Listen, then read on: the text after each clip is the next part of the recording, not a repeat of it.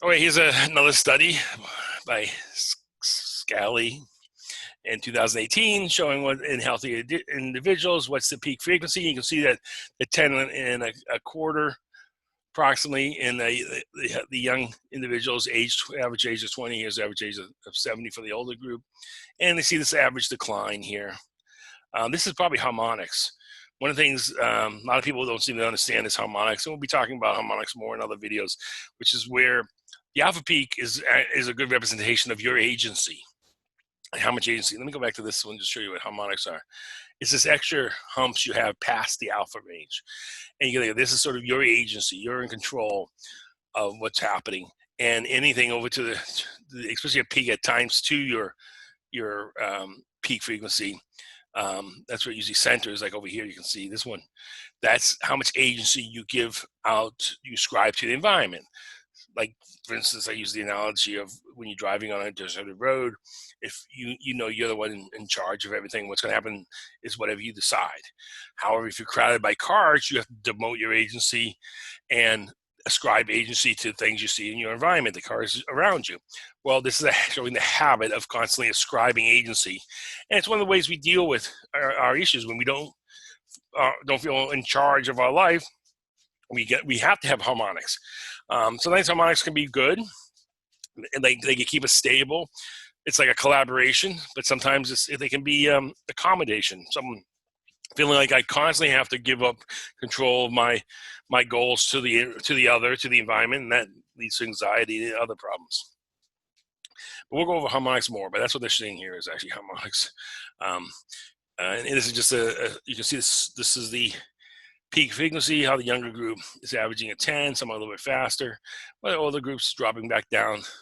I like to say 7.5 is nature speed because we see like rodents and so forth go at 7.5. It's about halfway there. So we leave about 7.5 by like age 5, but as we age, we go in the adult range, we hit the 10s, and then we can go back down. But again, I think it's use it or lose it. So you can keep it. We see people who are older still at 10. Okay, so one of the things a lot of people are worried about is because we're aging and surviving longer than we used to, that there was no evolutionary pressure to get rid of some of the sicknesses and diseases that will strike older adults. And one of the ones that seems the most severe is Alzheimer. And this is a nice summary of Alzheimer. We had a case where the person was suspected of having Alzheimer recently. So that's one reason why I'm doing this talk, this video. And you can see the various arguments of what goes on in normal aging versus what happens in Alzheimer's. So more frontal lobe changes when you're normal aging, and that's decision making. Hippocampal is more memory consolidation, so that's why you can think of Alzheimer losing the current moments, the memory storage. And here's a nice paper, or actually it was a slide, I should say, by this individual. I think he was going through his postdoc or doctoral degree and talking about, okay, can we start picking up Alzheimer with EEG early on? Can we start seeing that cognitive impairment before it really is full blown? Alzheimer shows up, and a lot of people want to do this assessment because you can catch it early. You can help restore it. One of the best ways, by the way, is neurofeedback. One thing that's very interesting, a lot of these studies will go into EEG issues and then say, okay, how do we solve these EEG issues? Let's just fix the EEG. That's closer to the phenomenon, the mechanism. Then let's go do cognitive training. Let's do this. Let's do EEG training. Let's fix the measure that's right next to that's right reflecting that mechanism, which is always funny when people miss that point. They say, okay, we can do the drugs, we'll do pharmacology, we'll do this. You assess it in the EEG, fix it in the EEG. So the EEG is one of the only fields where a lot of people seem to miss this connection. They use it to assess, but then they don't use it to treat, to improve. When you see, though, is this slowdown, this is the main problem. And in the case that we recently saw, now I'm not a big one for you saying anything but diagnostic, because everything about EEG is this is like the hidden layer. And it's going to how the hidden layer manifests in the behavioral layer there's a lot more variables involved, but we can always fix the hidden layer. So in fact, the assessment do not lead to diagnostic terms. They lead to issues about the hidden layer, like what we call dysrhythmias.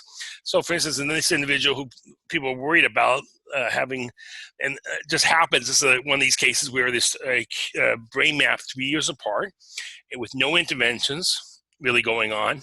The person got a brain map because we were going to do neurotherapy, but then didn't follow through. And then now 3 years later, the children are worried about this, their mother, that she's losing her ability, her memory and so forth. And you can see now, we get this pink again here in this map is excess and blue is the deficit. And you're seeing this excess of slow frequencies and a deepening of the blues as the fast frequencies decline. So that's a sign that something's going on. And again, you know, someone could use it for diagnostic purposes, but the best thing is this, let's just roll back what we're seeing at this layer. Here's some other studies which talks about the peak frequency, and the peak frequency in healthy controls is this gray, and you can see that it's around 10 hertz. And as we get other types of dementia, you know, Alzheimer's is one form. You have Lewy body, Alzheimer, vascular dementia. Those are like the three big ones. Frontal temporal dementia is another one. You see this slowing of the peak, and there's an argument that there's more amplitude in these other conditions, especially in the low frequency. Now, low frequency is decortication. That's where the neocortex is not connecting to the sensory system. So we don't want that low excessive delta. Here's some other data from another group looking at healthy controls in Alzheimer, where they show a significant increase in the, this is showing a decrease in the alpha peak here. So here's an issue we already got going on, where this is showing lack of amplitude in the Alzheimer group, showing a lack of the alpha. Probably a lot of it could be is how you how they follow the instructions. Are they able to follow the instructions well? And so you really only get the alpha good signature like this when the person's doing an eyes closed resting condition. Well, the person's kind of overly alert because they don't know what's going on. They're defensive. They don't know what's going on. Like, why are you asking me to close my eyes? Whatever. They never really go into that state. So that's one reason why you can get contradictory results like this. But in fact, they don't even show the peak difference. They still show the peak around 10. So it just shows you how complex this information is. And one reason why saying things are diagnostic using EEG, well, right here we got the exact opposite results. You got to look at the EEG, how it manifests in them, and just fix the EEG. Improve that should be the first step. I bet in 10, 15 years they'll be wondering why people go to pharmacology, why they go to cognitive training, why they just they did an EEG assessment, fix it in the EEG, because it's that, again, it's adjacent to the mechanism. In some ways, it is the mechanism. It's a compilation of all the electrochemical activity. It is the mechanism at some level that's going awry. Okay, this person talks about more gamma, excessive gamma. This one's putting excessive delta. They don't see the delta issue. Again, probably having something to do with the group, the instructions. Here's another one looking at the difference between Lewy body and Alzheimer's, and this one's talking about how different aspects of the alpha, and they use the IAF, are slowing down in the Lewy bodies, and there's still moderate slowing, but severe slowing in Lewy bodies and modern Alzheimer's, which would be closer to this first study over here. But you can see, they like to say, you know, if you appreciate sausage in the law, never see how they're made. Same thing with science. Science is a very messy process. Got competing things going on there. Okay, so again, what I want to make sure you understand, when you're doing EEG, you're dealing with this hidden layer. You're not dealing with how it manifests the behavior. There's multiple ways the behavior can show up. So for instance, we have this thing that's associated with PTSD, but it's not, you're not getting the diagnosis of PTSD when you have this marker. But if you do have PTSD, that marker will show up. But some people with this marker will mean other things. But typically, it's we call it loss of self-nurturing, and we see this is the area that the brain coordinates around early in life.